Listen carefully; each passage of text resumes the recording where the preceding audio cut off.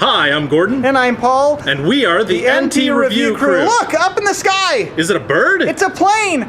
No, it's our review of Man of Steel. I'm sorry, that was really cheesy. I apologize. Roll theme song!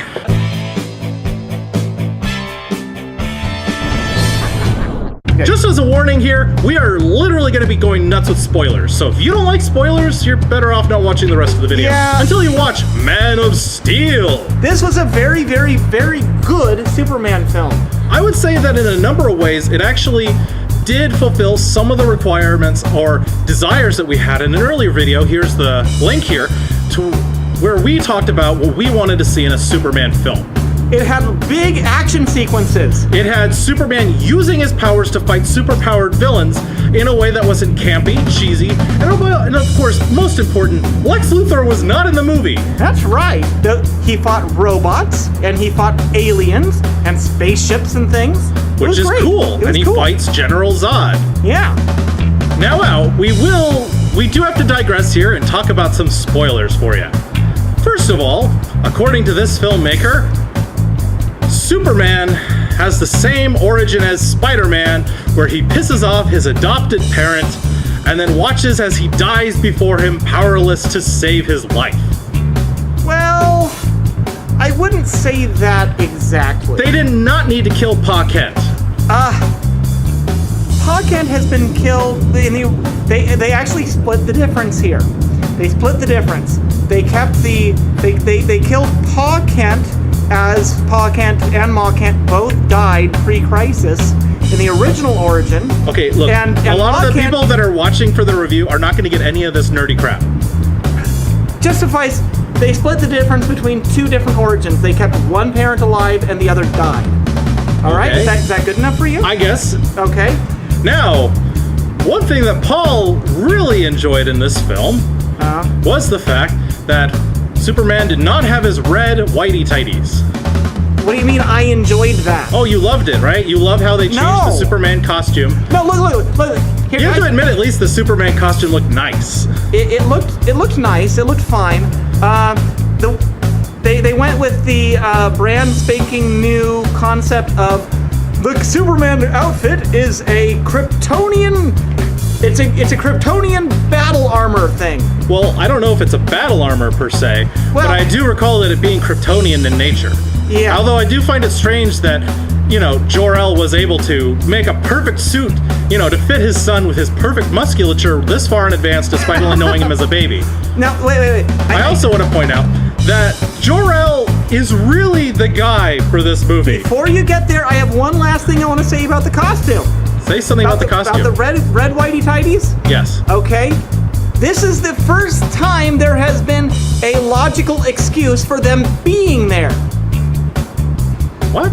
Yeah, it's really simple. You say having the red outlined on the color outlined on that section of the outfit is simply Kryptonian fashion. That's it. That's all you had to say. And look, it's part of the suit. Well, it isn't like he has underpants there. I mean, it's really just the suit. It's just a suit. Is just colored there, and they really could have just made like a belt. Right, they had a belt thing. They could have done that. Made it red. But Superman has a yellow belt, which was absent as well. Yeah. As well as the logo on the back of the cape. Yeah. Are you mad that he didn't have the hair curl that all of the Superman have? I don't care. Good, we won't get in that discussion because it's stupid and it's pointless. Yeah. I like how Superman spent a lot of the movie flying straight into the camera going, He only did that for He did it like 5 times! Yeah, I think you're right. I think you're right there. It looked ridiculous. It was just like watching Spock do that in the new Star Trek movie. It looked stupid. Let's see. Anyway, Jor-El will push your poop in at the drop of a hat. Jor-El was awesome! He will beat the crap out of you. Jor-El was awesome! That's really all I have to say. So, Russell Crowe, you've beaten up Wolverine and General Zod. Good job. Good job, Russell Crowe. Yeah, you still can't sing, but we still accept you anyway. Yeah. Superman learned... Who incidentally has no secret identity at all. He does at the end. Anyway. No, he doesn't! No, Lois Lane knew who he was. She tracked him down. She's like, hey, you're Clark Kent. That's That's true. They're like, meh, secret identity, blah, blah.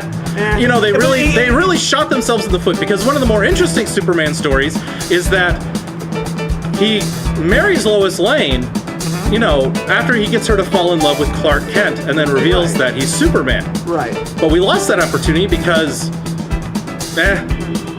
let's see. So it was. So that's my beef with the Jonathan Kent thing, is that Jonathan Kent is the reason why Clark hasn't been helping anybody this entire time. Nope. Because Jonathan Kent told him, oh no, you have to not help people because then you would be revealed. But you see, he doesn't bad. He doesn't want his son to be, you know, hung in public. No, I get that. But it was Jonathan Kent in every version that I've ever read that taught him to go out and help people. To help people, it wasn't some innate thing that Kal-El just happened to have. It was taught to him by his earthly parents.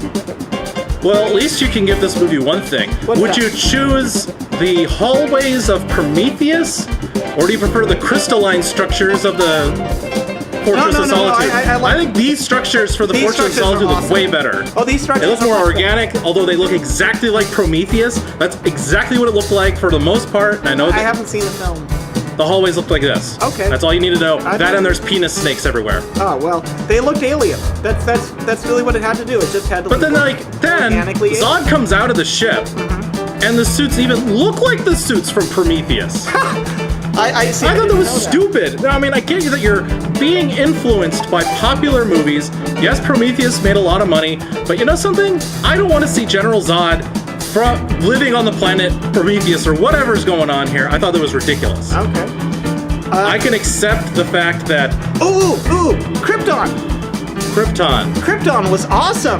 There were alien beings flying around. Jor-El rode this like really cool four bat-winged thing. Yes, because, you know, Krypton is basically Pandora from another movie that was very popular and took their style from that. Yeah, okay. Well, that's fine. Again, Pandora, Avatar, multi-winged flying beasts. Right.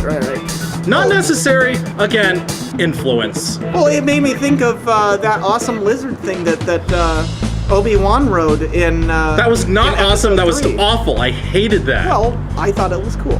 Moving on. Let's on. talk about all the stuff that Paul hates about this movie. And go, Paul! Okay, fine. So, here's the thing, guys. I walked out.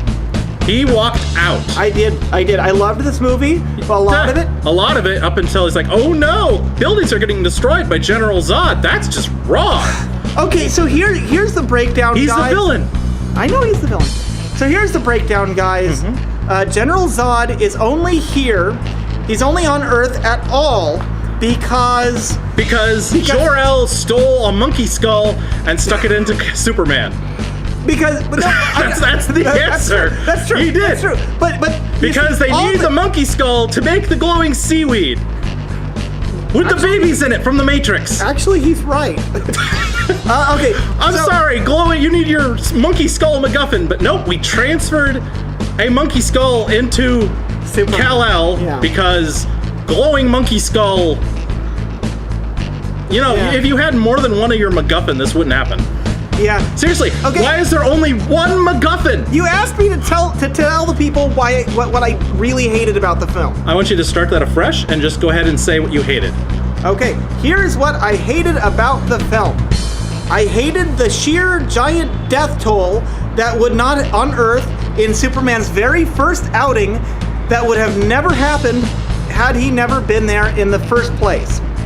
Okay, the spaceship comes down in the middle of Metropolis and starts blasting away in the center of city blocks filled with people.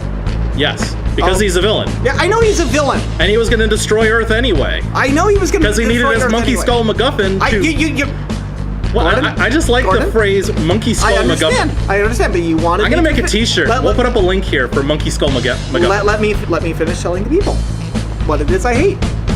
Okay, so all of these people that were killed in Metropolis, and we saw a lot of them die, We saw a lot of people die in this movie.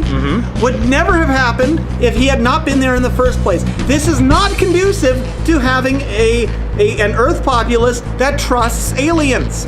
This is a bad thing. All right, and second off, this is the one that made me walk out, guys. Oh, the blatant advertising for IHOP. No. I That almost made me walk out, to be honest. Well, okay. That was really ridiculous. That was ridiculous, yes. Sears, too. Yeah, but they mentioned or show IHOP at least 20 times. Yeah. It really, really, really were pushing the IHOP. Okay. Are they really paying you guys this much? Gordon? I honestly ask yourself, is this worth it? Gordon, they had one of the characters The great working. IHOP empire came down and put their golden finger on Superman. Gordon, I'm gonna finish the thing, and then you Please can have stop. the stage. Hurry up. Okay, so they made Superman kill General Zod. Yep. They set up a situation where there Yeah. was no choice. Zod could not have been, with the other Kryptonians when the ship got put in the Phantom Zone. Nope. Nope.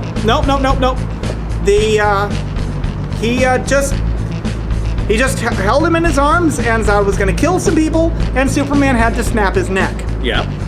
Superman doesn't kill! Superman does not kill anyone, ever! That is the very, very, very most basic rule.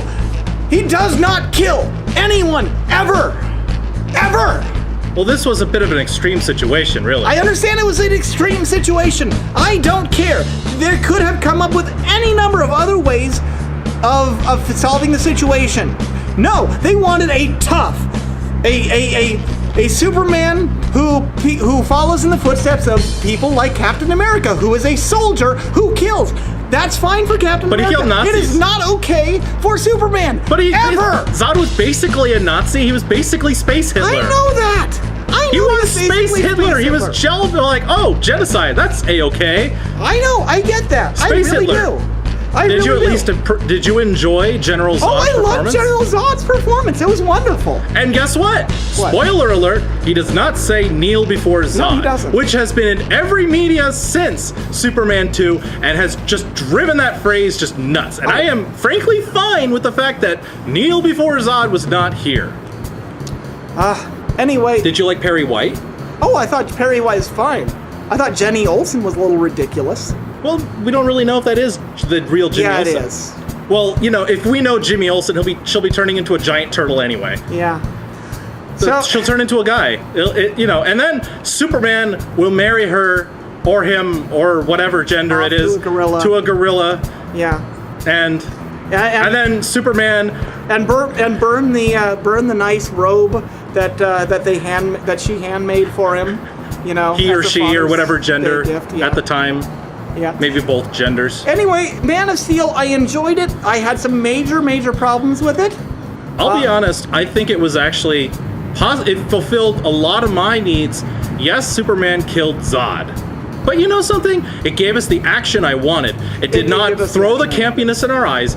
Thank you for nothing, Superman Returns. That movie was garbage. You were just... I don't need any more callbacks to the original Superman films. This is good. I'm Paul. I want to see Brainiac next. Brainiac! I'm Actually, Paul. probably next they're going to set up Lex Luthor. Oh, probably.